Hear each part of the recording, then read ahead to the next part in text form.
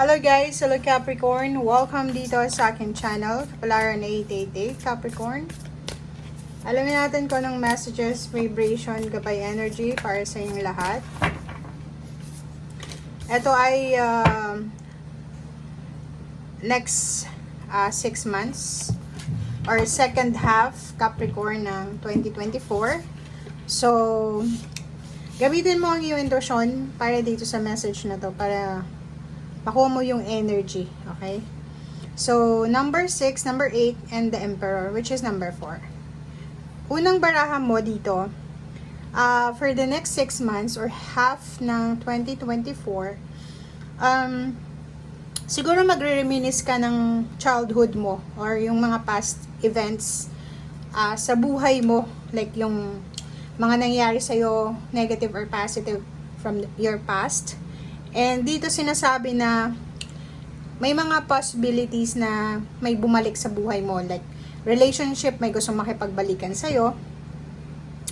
Mga kapamilya, mga kaibigan, or kakilala na pwedeng naging parte ng buhay mo. So, may mga pagkakataon kayo na mag-usap, magkita, mag-reconcile, magkaroon ng second chances, third chances, or kung ano man to na balanse. Pero balanse siya guys ha.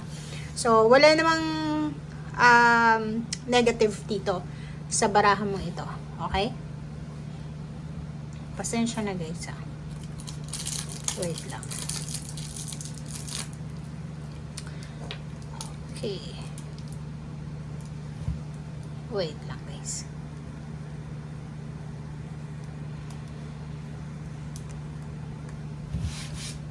Okay. So, next card natin is number 8. It's positive number, balance number. The same din dito, sinasabi na maraming mangyayari sa buhay mo. Expected or unexpected happenings, mga unexpected events or mabilis ang pagbabago, mabilis ang sitwasyon. And yung iba sa inyo sobrang makakatanggap ng maraming blessings, biyaya, good news, kwento, chismis, or kung ano pa man. Meron ding mga business travel, relocation, travel for leisure, or kung ano pa man. And may abilidad ka din na makapag-multitask. Okay? And Emperor card, napakaganda nito. Kasi may stability na pwedeng dumating sa buhay mo Capricorn. May salary increase, stable na job, stable na career, and may mga leadership role na pwedeng i-offer sa'yo, yun, salary increase, position sa trabaho. Ano pa ba? Mga posisyon or possession na pwedeng minamanifest mo ay pwedeng makuha mo. But make sure lang na huwag kang masyadong emotional dito sa barahang to. So, huwag mong pairalin yung pagiging emotional mo. Yun lang.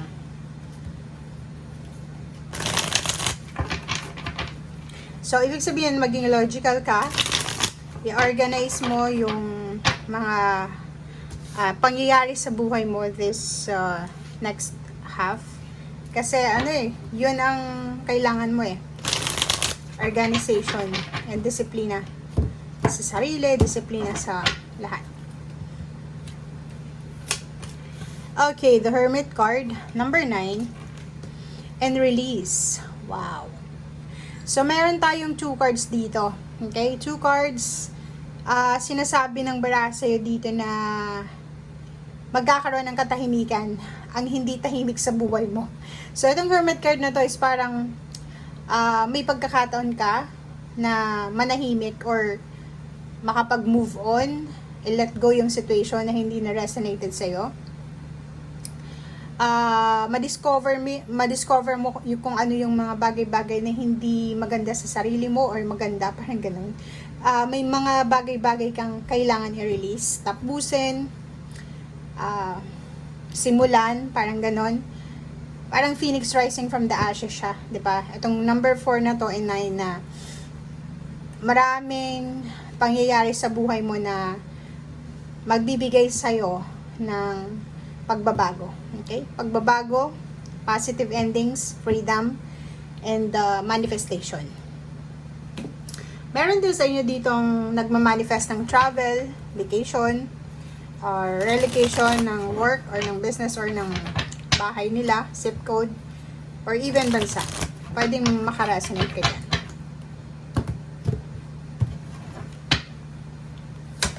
Okay, first card sa third deck is Three of Pentacles.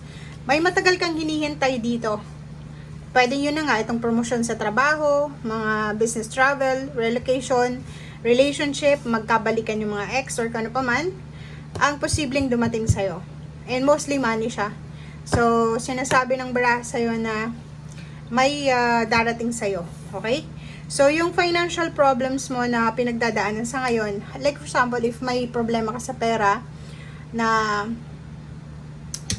kailangan asikasuhin ngayon habang nanonood ka, sinasabi ng baraha sa'yo na huwag kang mag-alala kasi masusuportahan mo yung sarili mo or makukuha mo yung, diba, nandito yung King of Pentacles, mariresolve mo yung mga issues mo, lalo na sa usaping salapi.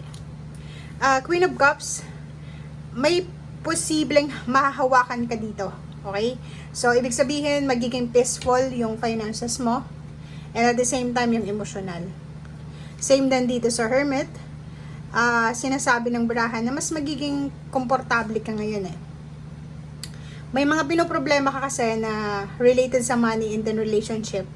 Ngayon, habang nanonood ka, na siguro wala kang control. But dito sa barahang to, sinasabi na kontrolado mo yung sitwasyon. Alam mo kung ano yung mga steps, moves na pwede mong gawin. And Nine of Swords, sinasabi ng Nine of Swords sa'yo dito na iwasan natin yung pag-overanalyze ng situation, overanalyzing situation, ano pa ba? Pag-overanalyze, advance na pag-iisip, parang ganon. Kasi pwedeng hindi ka makatulog sa ganyan, okay? So, sabi ng baraha sa'yo dito, na if ever man may mga stressor sa buhay mo, may nagtitrigger ng emotion mo, kasi wala namang perfect na pangyayari sa buhay natin, di ba? Pag may blessings ka, meron din darating ng mga obstacles and challenges. So, sabi ng baraha sa'yo dito, kailangan mong kalmahin ang sarili mo. Di ba? Kontrolin mo yung emosyon mo, and yun lang yung kailangan mong kontrolin sa ngayon para hindi ka ma-stress. And pahinga, make sure na sa dami-dami kasing pangyayari sa buhay mo ngayon, may stress kang mararamdaman, hindi dahil sa problema or may mga issues. Ang stress nito kasi ang daming positive opportunities na pwede mong i-handle siya. So, medyo mapapagod ka, physical body pain, emotional. So, sabi ng baraha, kalma lang. Okay? So, yan guys ang sinasabi ng baraha. Thank you and see you again. Bye!